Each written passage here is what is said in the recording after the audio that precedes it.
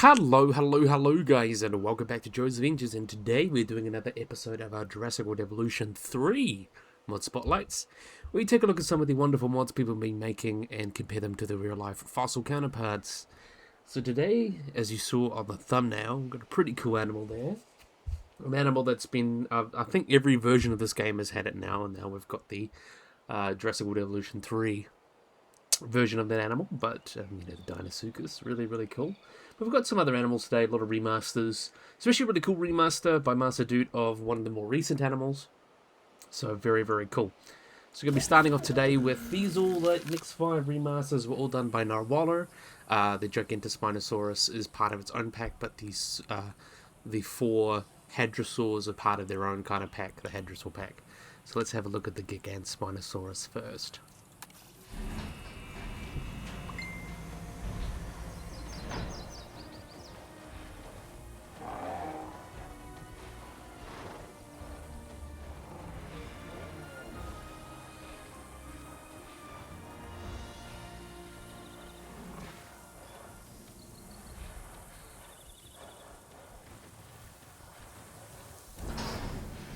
Ladies and gentlemen, we are pleased to welcome a Gigantspinosaurus to the park. So there we go, this is the Gigantspinosaurus. Some changes in patterns and stuff like that, so let's have a look at what we got here. Let's see. I want to see which one's the female. That's a female. So it doesn't look too different, but the male is an improvement in pattern. Also much more of an improvement in the anatomy, of course. Let's see if we can find... Well, have a look at you, because I like your basic pattern. So Gigantspinosaurus, really cool early Jurassic Stegosaur. So you can see one of the changes here. There has been some actually changes to the animation there, just to make it work a little bit better. But also I really like how this looks. It's definitely, the anatomy is definitely improved quite a bit, especially with that spike. That spike fits a lot better with most reconstructions of Gigantspinosaurus with that big spine. Some people put it on the back and stuff, but pretty much everyone puts it on the shoulder and holds it turned around like that, and it looks really good. And its plates fit, and its plates and dagamizers that fit most reconstructions. Yeah, but this is like a more subtle remaster. You can see a lot of the anatomy has kind of came in, and anatomy's come in and just edited it to make it a little bit more nicer. Narwhal is really good at that, and the pattern was also changed on the male. I really love this pattern. This is a nice fiery red and black. Always go well together. So improved head, a little bit of a longer neck. That's what Gigantspinosaurus, pretty much. This looks really cool. Definitely a big fan of that. Looks really cool. So that's the male. That's the females. I think they still don't have much more to make it, but they still have patterns. It's just a more basic pattern. Let's see if we can spot it there. Yeah, so you can see the females' pattern's just a little bit more basic. Yeah, really cool. Big fan of these guys. So let's let these guys run off and do their thing. Of course, Narwhal are always killing it with these remasters.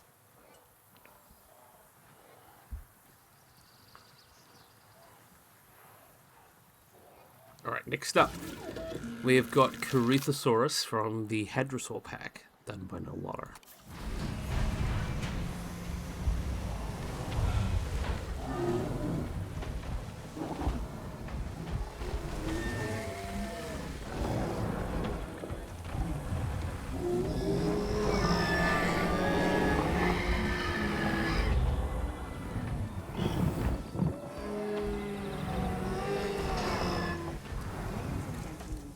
So look at you there. I have to say I'm really impressed by this pattern. I like the purple on its neck. It really gives it a cool colour.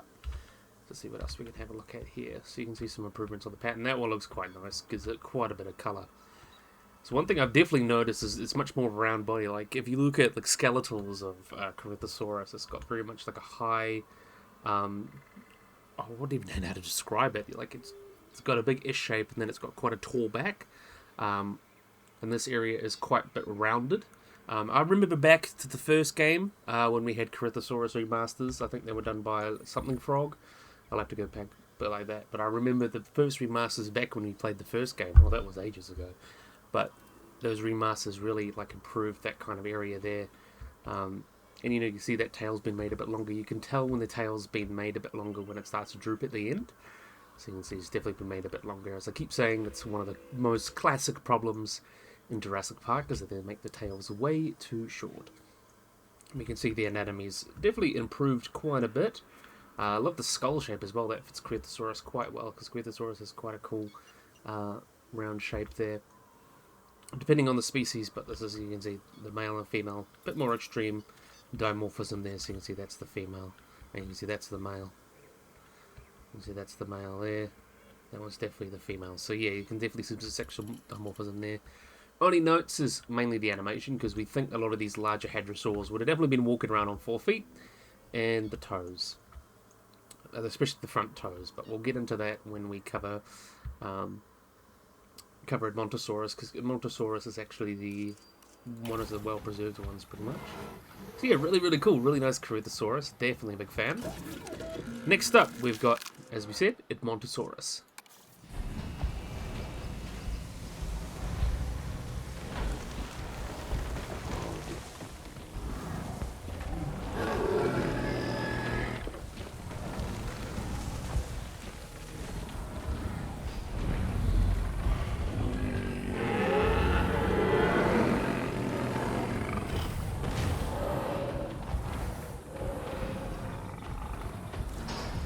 That's really cool.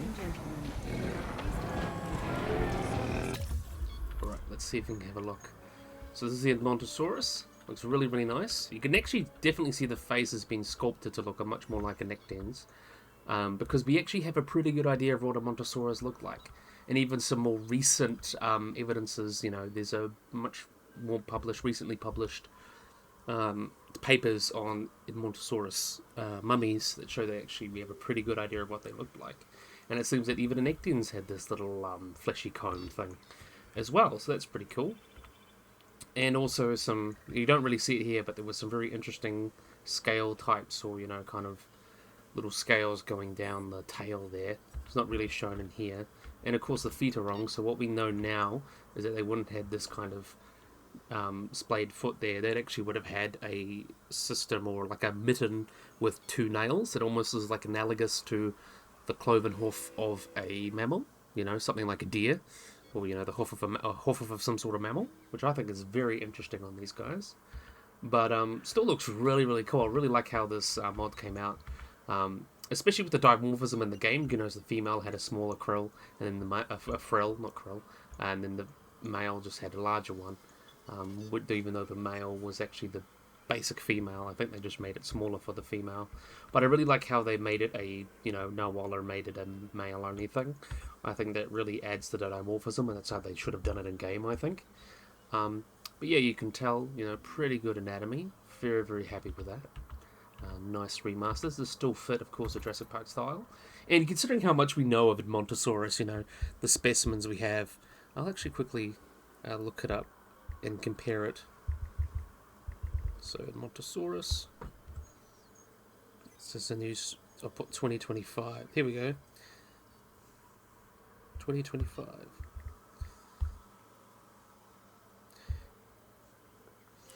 Yeah, definitely. We know that it had that comb going on, and almost like a little bit of a fleshy ridge going up there, and then these spikes would have, or, you know, little nubs and stuff would have been going down the tail there. So we actually do have a pretty good idea of what Edmontosaurus and Nectens would have looked like. This would have been a bit more fleshy. Almost like a sail crest going on here. And then these little nubs would have been going down the tail. And then obviously we had the, you know, correct feet and stuff. So yeah, really, really cool. I'd really love for someone to try and do a version of that, potentially, in the future. I think that'd be quite cool. Maybe we'll let you run off and do your thing, Mr. Edmonto, as we always let you do. I really love the colours on them as well. I think we've done a really good job making each one distinct. So just let them run off. Next up, we've got Parasaurolophus.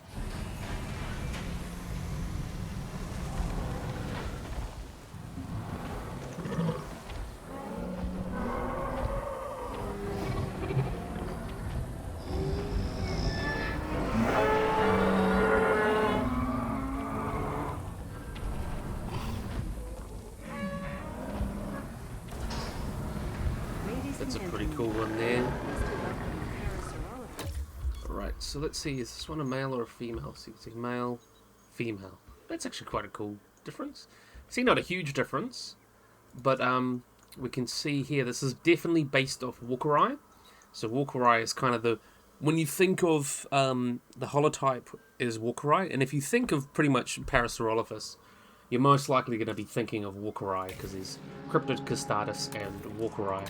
And Walkeri has that very characteristic long, Parasaurolophus crest going on there. However you want to use the word. But yeah, it looks really, really cool. Definitely a big fan of that one. Not too many changes needed. It should be walking around on 4 legs and should have the midden going on. But yeah, it looks pretty spot on for the anatomy of, a Parasaurolophus. We do know what some possible research also suggests we've seen this in Parasaurolophus, but likely would have applied to other types of hadrosaurs too, is that they would have had very large nuchal ligaments, very much like modern bovids and stuff like that. So a great example of convergent evolution.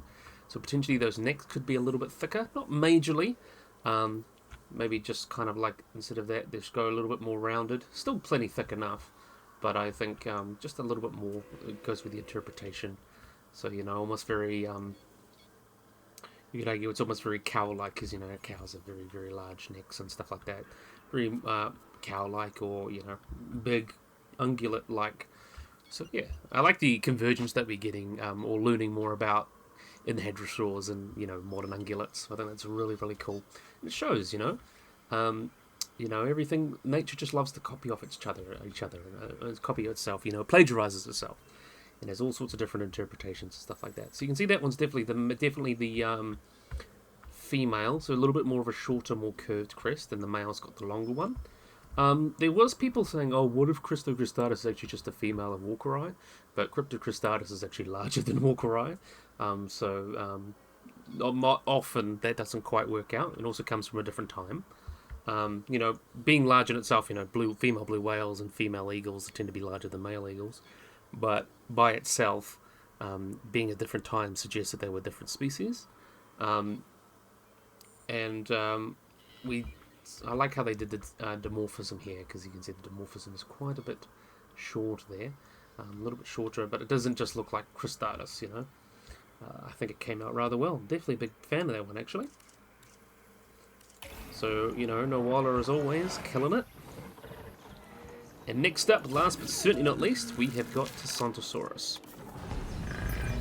Many natural systems fall into some sort of hierarchy, and dinosaur behavior is no different. The alpha should be easy enough to identify from observation alone.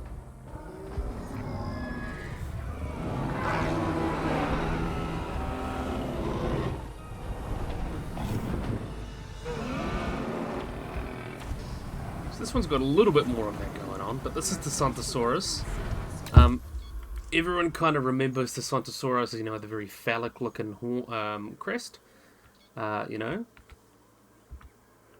this one's definitely given it a bit of an update. I'm actually really happy with how this one's come out.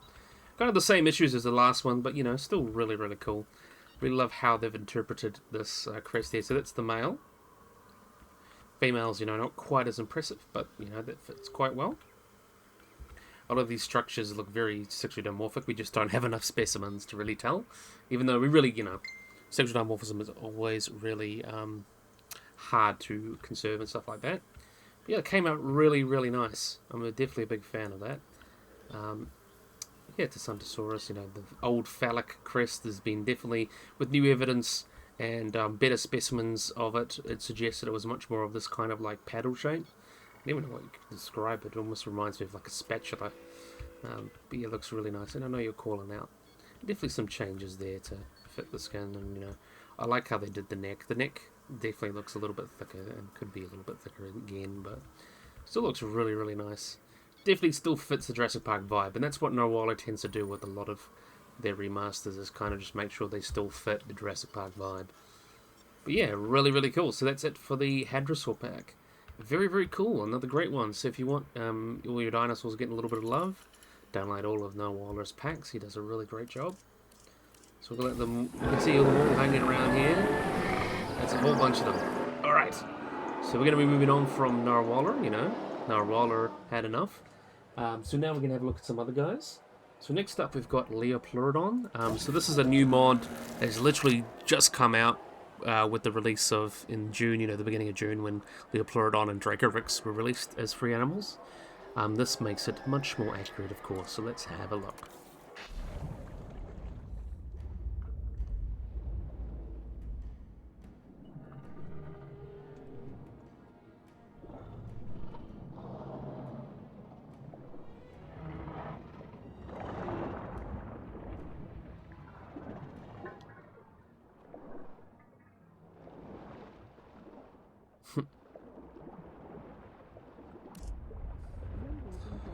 Okay, so this is Liopleurodon.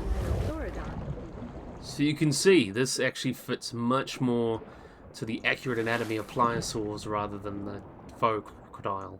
So even get you a little bit deeper in the water so we can get a better look at you. You're swimming along the top at the moment. I want to get you diving a bit. There we go. There we go. So you can see that face is a lot less crocodilian. Oh, I want to just hide the UI there. Where are you? Oh, there you go. So it's a lot less crocodilian. It's much more what we actually know of Liopleurodon. Got that little bit more smooth, because pliosaurs we actually have pretty good remains of pliosaurs and plesiosaurs and stuff like that, and ichthyosaurs too. Seems like they had a lot of blubber, and they seem like they would have very smooth skin, almost very similar to like modern cetaceans and things, or leatherback sea turtles is probably a slightly better example. Not like huge feature scales, not very crocodilian. And I know they did that with Liopleurodon to maybe, try and make it a bit distinct. At least they remedied it with the Corythosaurus, which looks more like a typical pliosaur. But yeah, this is definitely very pliosaur. And you can see, because Liopleurodon is a pliosaur that's very much loved. And it was not nearly as big as a lot of people interpret as, a lot of people thought of it as, especially with Walking with Dinosaurs, made it that huge 25 meters. It was only 6 or 7 meters long. No more than 8, I think, in terms of its estimates. But you can also see some changes to the anatomy, much leaner, definitely that texture change. Even these scales, they're still way too big. Like if you looked at the scales of a pliosaur, it'd probably almost look very smooth, it's just they would have been all been very small to reduce drag. Very, very cool. Also got these scales, these fins have been made a lot larger, so pliosaurs, actually their back fins, they're a lot smaller than their front, so you can often see that a lot of more complete remains of pliosaurs. So luckily that would have been kind of the main way they've been swimming, and the front ones would have been more for, pushing around and guiding themselves, and the back ones would have been more for power, potentially. Though we don't really know exactly how they swim. Still really, really cool. It's definitely an interesting point of debate, but seems like the back ones were larger and likely would have done most of the power, while these guys would have done more of the guiding and helped with turning quickly and stuff like that. I'm going to say really, really cool. We can definitely see that tail's been changed too. I'm not sure about this. I know there has been some recent of mosasaurs with dorsal fins, but I'm not sure how that would fit on a pliosaur. But the tail does fit quite well. We have that rounded paddle tail. We do have a lot of skin remains of plesiosaurs and pliosaurs now that showed that they would have had flukes. Not like whale flukes, either potentially, whether it's dorsal or horizontal is a little bit debated still, but they would have had, flukes and stuff like the end of the tail. They would have been used for propulsion, but more to kind of keep themselves steady in the water column. So this is kind of a interesting interpretation. I would think actually just move that down there and you could have like a fluke like that and then come out like that. I think that would be just about perfect. I know that's a type of interpretation, but yeah, very, very cool. Definitely a big fan of that. And let's have a look at the other one. I want to have a look at you posing there. Oh, look how beautiful you are. These colours actually fit pretty well too, Most large marine animals have counter shading, so they would have been dark at the top, light at the bottom, and that actually fits that quite well. So definitely a winner. I have to say that's definitely a winner. Alright, that was done by Master Doot. Master Doot always killing it with these mods. But second to last mod, we're going to be skipping Master Doot. We've got by Ninjo, we've got Apatosaurus.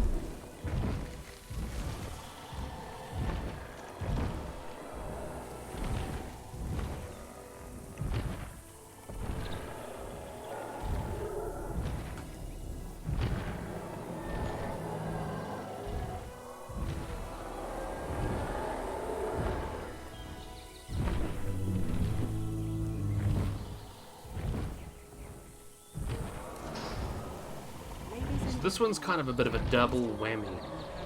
So this is both makes it more accurate to the movies. Like this is from Dominion, I believe. Because if you look at the Dominion model of Apatosaurus, it actually has some updated anatomy. And the reason I picked this one is because, it's because of the feet. So these feet are actually considered pretty accurate, minus those extra little toes, to what we know of sauropods. They would have had this very much rounded foot with a toe claw, and as we got into later Titanosaurs, they actually eventually lost their fingers and were walking around on their knuckles, pretty much, and would have, been a very big column. But yeah, other than these extra toes, you would have had the three, very similar to most modern archosaurs, like crocodilians. That fits pretty well, very tortoise-like back feet, so that's pretty perfect as well. But you can see there's been a lot of other changes to make it a bit more accurate to what we know of Apatosaurus. Not quite the thick neck. We've just gone through the sauropod pack. I think they would have actually come out today with the Apatosaurus, very thick, powerful neck. This is still a little bit skinny, a little bit more diplodocid than actual Apatosaurus, but you can see that big round body and that much longer tail. Love to see those long tails. Came out rather beautifully. So if you want something more accurate to the movie, but also more accurate anatomy, that's definitely your mod for Jurassic World Evolution 3. We'll have to let them run off and do their thing, of course, because these sauropods do take forever to move wherever they go.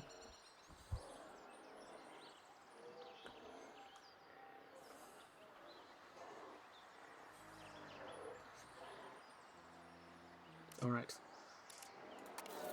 So last but certainly not least, we haven't got a new dinosaur, we've got a cool new animal. This is by Master Dude. Master Dude always knocks it out of the park with these new species, and today he's given us Deinosuchus.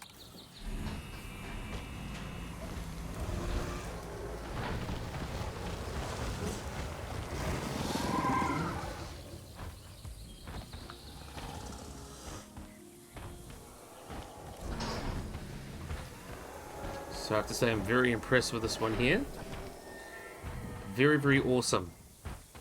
So I think we'll let it walk off a little bit. And then we'll have a look at it swimming. So we'll have a look at the female, because I think the female one looks a little bit better. This is Deinosuchus. So Deinosuchus. Very interesting animal, which we'll get into. There has been some changes since I last covered this guy. So Deinosuchus is an extinct genus of Eusuchian. So it is a Eusuchian, but there has been some debates on its taxonomy recently, which we'll get into. These guys were a group of stem, either alligatoroid crocodilians, so modern crocodiles, like modern alligators, the caiman and the the American and Chinese alligator, or it's a stem group crocodilian, so much later or much earlier in evolution. Would have been much more, not that closely related to modern crocodiles, in the same kind of league as like the Rachosaurus and stuff like that. So this guy lived during the late Cretaceous, about 82 to 73 million years ago, and its first remains were discovered in North Carolina in the 1850s, and the genus itself was first described in 1909. So very interesting animal.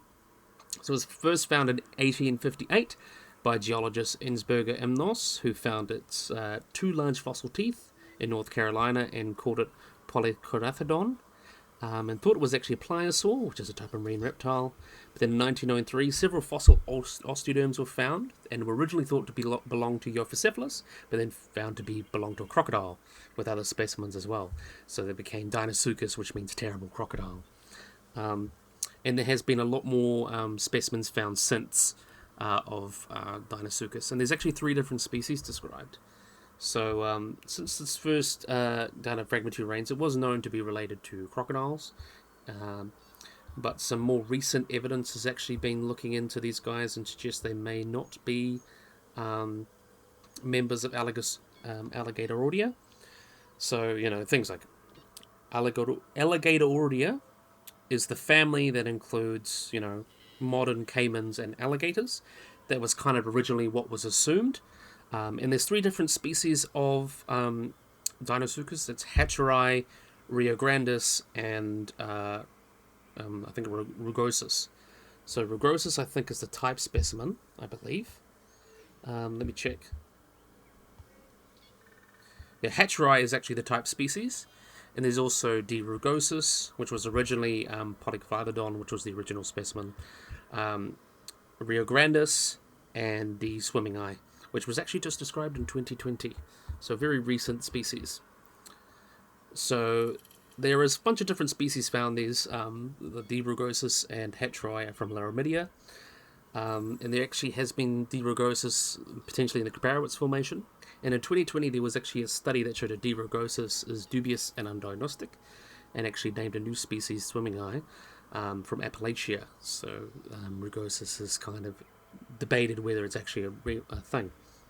But in 2025 there was a study looking at these crocodilians, and they actually argued many of the characters that were stated to belong to alligatoroids, or, are actually much more widespread within crocodilians.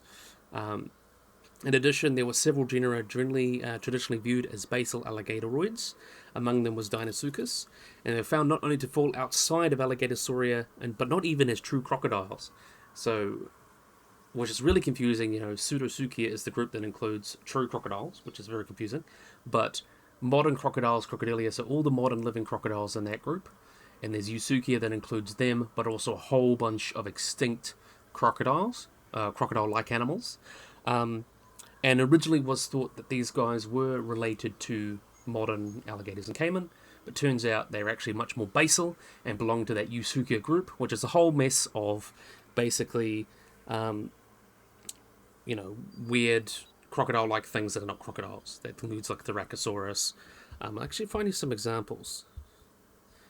So things like Thoracosaurus, if you know, Thoracosaurus. Borealisuchus is another good one there. Eothoracosaurus, Gravalis, and stuff like that. They're all kind of like, they look like crocodiles, but they're not that closely related to modern crocodiles. They have a different anatomy. It's all convergence, really. But, they all lived a very similar lifestyle, and they didn't look too different. Like, when you're just looking at them like that very much looks like a crocodile to me. It has very, still very alligator-like. A great example of convergence. Very large mouth as well. So with up to about 22 teeth in the maxilla as well. And these guys have estimated a very strong bite force, potentially the strongest recorded bite force, potentially of any animal, because saltwater crocodiles have a maximum bite force of about 16,000 newtons for a 4.5 meter long specimen, and they estimate that to a Deinosuchus that could potentially be, up to, 10. We'll get into the estimates later, but yeah, very cool. Osteoderms were actually very large in these guys as well, with deep pits and grooves that suggest they had attach points for connective tissues as well. And they're actually the deeply pitted osteoderms will actually suggest that these guys may have been a little bit more terrestrial, much like modern day crocodilians. However, more evidence of taxons, hindland biomechanics suggests that these guys couldn't have done that high walk that a lot of modern crocodilians do. And these guys would have been probably spending more time in water simply due to their larger size. And this size here, this particular, I think it's based on a smaller specimen. This one's about 8 meters long, which is still within the ranges, the small range of the ranges of estimates. But Deinosuchus, is considered up there with some of the largest crocodilians. Lots of estimates have put it all around the place. Most recent estimates, the reclassification of Deinosuchus in 2025 states that previous estimates may have actually overestimated its size, but they put a maximum length for D. Rio Grandis and swimming eye from about 10 meters to 7 meters, or about 34 to 25 feet, with a mean body length of about just under 6 meters potentially. So maybe not quite as big as we thought, but still huge. And there's even some potential estimates of them being 13 meters long. Because a lot of people were just estimating based on, it looks like an American alligator, probably had proportions like them, but it may have had a larger head proportionally, so those more estimates put them about 10 meters. So it's likely that Parasaurolophus was still slightly larger, but this is still a massive animal. And one of the coolest things about Deinosuchus is it would have been a dinosaur eater. So we have, evidence they propose to be marine turtles as well. And they would have been feeding a very similar niche to modern alligators, feeding on marine turtles, large fish, and smaller dinosaurs as well. Some other cool things we know about them as well are we do know about their growth rates. So we found that they actually grow very similar to modern crocodilians. So they would have been growing the same rate as a modern crocodile. but they would have been taking much longer to get to adult size. So they likely would have lived for, you know, a Deinosuchus may have taken 35 to 50 years to get to adult size compared to a similar crocodilian. But yeah, these guys were found in the Western Interior Seaway on both sides, with specimens being found from Utah, Montana, Wyoming, New Mexico, New Jersey, Georgia, all those places there. There's even potentially one found in Mexico, which is very cool. I actually think I'll let these guys run off and we can watch them swim. Because that's what I want to do. I want to watch them swim. In Mexico as well. And the distribution of Deinosuchus suggests that these guys may have preferred living in estuarine environments, where some larger specimens have been found like brackish water. So they may have lived like modern saltwater crocodiles, you know, fresh and brackish water, which is very interesting as well. It actually has been suggested they may have been responsible for the lack of large theropods around Appalachia, because they would have basically taken that role almost in the ecosystem. So, you know, whether it's the cart or the horse, you know. But I say I really love it. This is based on the Dimetrodon, which obviously can swim. So I really love how we managed to get this on this one here. Really, really big fan. I have to say I'm super impressed that we managed to get it to swim. And then we don't care about the guests. So let it watch and swim through there. So we actually now have proper swimming crocodilians in Jurassic World Evolution. After asking for years and years and years, it actually worked out. So that's actually amazing. Let's just marvel in this a little bit. Alright. I think this is a great place to end the video. So really, really awesome that we finally got Deinosuchus. So yeah, I'm going to thank everyone first. So thank you, Master Dude, for all those, you know, Hadrosaurs and your Gigantspinosaurus. Thank you, Nijo, for your Apatosaurus. You did a really good job with that one. And also thank you so much, Master Dude, for your remake of the Liopleurodon and also your Deinosuchus. You did a great job with that. And I highly recommend you guys download it. I think it'd be really, really cool to let you guys have a play. So, yeah, I really, really, really hope you guys have enjoyed this video. Hope you guys like and subscribe. Always click a little bell icon to get notified with anything. So if you guys enjoyed this video, hope you guys like and subscribe, and bye-bye.